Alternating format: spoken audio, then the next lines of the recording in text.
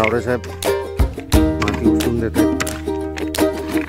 2 आळे आम्ही केले, एक उंबराचं आणि एक पिंपळाला आज म्हणून टाकून घेतलाय. पाणी कसं त्याला साठून राहिलं आहे आम्ही बघतोय. ठीक आहे.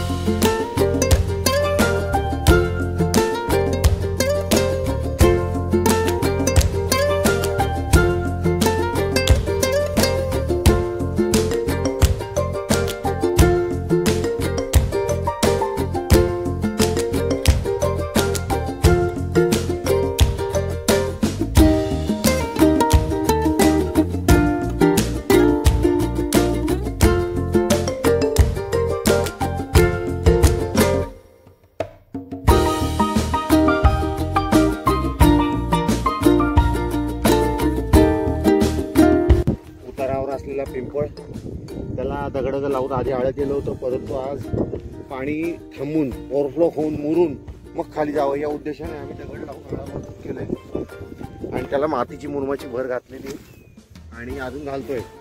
आजचं काम संपवलेलं आहे, उद्याला भर घालू. त्याचप्रमाणे आम्ही आज उमराचं झाड जे आहे त्याचं आळं मजबूत केलेलं आहे, जेणेकरून त्याला पाणी थांबलं पाहिजे, मुरलं पाहिजे. 3 साईडनी त्याला आळं केलंय, 1 साईडनी पाणी यायला जागा ठेवलेली आणि अतिशय छान उमराची वाढ आहे. अतिशय छोटं पिल्लू आपण लावलं होतं, त्या पिल्लाचं आज एका मोठ्या झाडामध्ये रूपांतर होताना दिसत आहे. खाली आपण काही रोपं लावली आहेत, काय काय दिसतात, काय काय गेली आहेत उन्हाळ्यामध्ये. ठीक आहे. आणि आज आम्ही एक चारी खोल करून घेतली,